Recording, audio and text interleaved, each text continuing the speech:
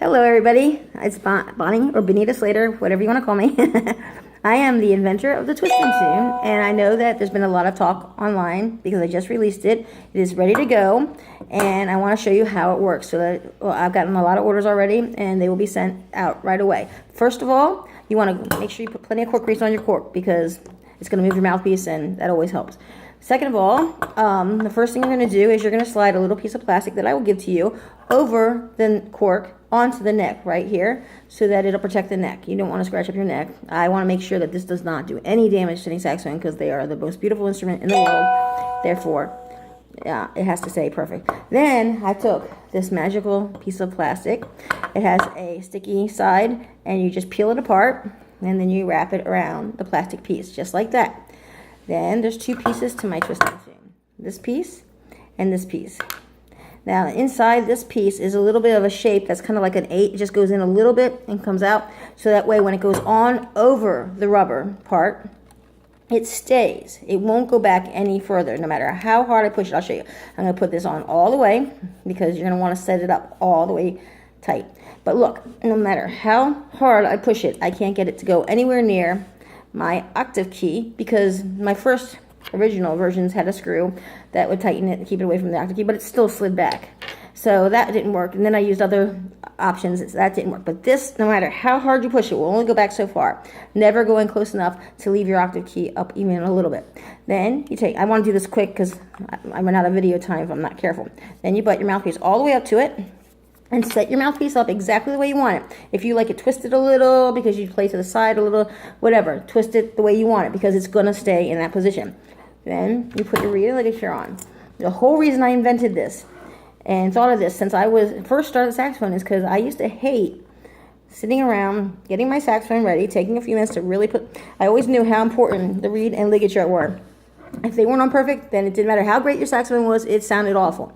So I would hate having to twist and try and tune it, and while I would do that, oh shoot. And then I have to start all over again. Other saxophonists would get mad at me, the teacher, whatever. It would take another few minutes. And if you have a class full of kids in the beginning, or even professionals in the middle of a performance, that is not what you want to happen. If it lands on the ground, you have a dirty reed. If you only have a couple seconds to fix if you have gone sharp and you have a couple seconds to fix your pitch, you do not have time to play around with the ligature and reed popping off. Okay, so once it's on, exactly in the position you want it. Mine, I like my mouthpiece straight. If you can see the arrow, I like it exactly like that. I use a bay ligature, which is very, very thin metal. So if I twist that mouthpiece and touch it could bend. That would be devastating to me because when I bought it, it was like $30, $40, and I know they're a lot more expensive now. Anyway, as I'm playing, sorry, the rest of my sax is in the shop. I kept this part so I could show you how it works and how to put it on, but my sax bell is a little crooked, so they're fixing that for me. Anyway, the point is, once you put this on, you butt your mouthpiece all the way up to the tip, so you should be sharp. So you make sure your mouthpiece is all the way butted up. Make sure you do it before you put your reed and ligature on. When you play, you should be a little sharp.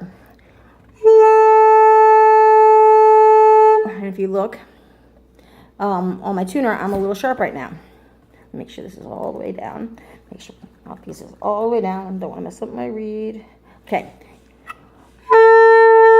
And you can see by the pitch,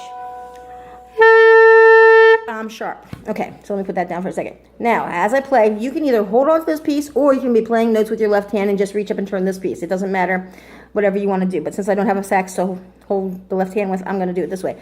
All I'm going to do is twist this, and I'm just going to twist it a little.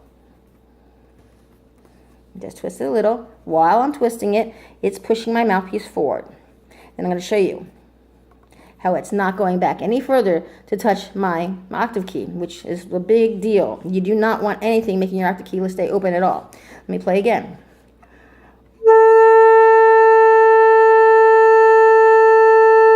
It's getting a little better, a little bit more in tune. So what I'm trying to do is I set up really sharp, so I'm trying to get it to be back in perfect pitch, which would be A. So I'm going to do it a little bit more, still not allowing it to get too close to my octave key. And it's getting more and more in tune. So basically, eventually, as you turn it, you shouldn't have to turn it very much at all. It will move the mouthpiece forward. I'll turn it backwards so you can see. And the sticky stuff that I use to hold it in place does have a little bounce to it. So you can kind of see the bounce that it kind of goes, it's a little bit bouncy, but it's still not going anywhere near my mouthpiece or my octave key, and I don't want that. So once again, all you do, I'll take it off. It's very simple. Before you do your mouthpiece, before you do your reed and ligature, it comes with these two pieces. I'll start it fresh. These two pieces. You take the little plastic piece.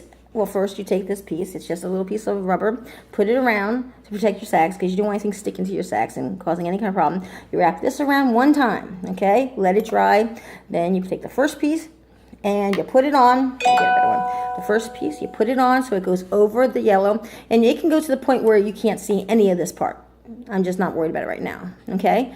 You push it on as tight as you can. It will not go back far enough to touch my octave key, which was the main thing I wanted to protect when I realized what I had made before it would slip back. So that's why no more screws, no more wraps, nothing. All you do is put it on with that little piece of plastic. It is good to go. Set it up all the way tight.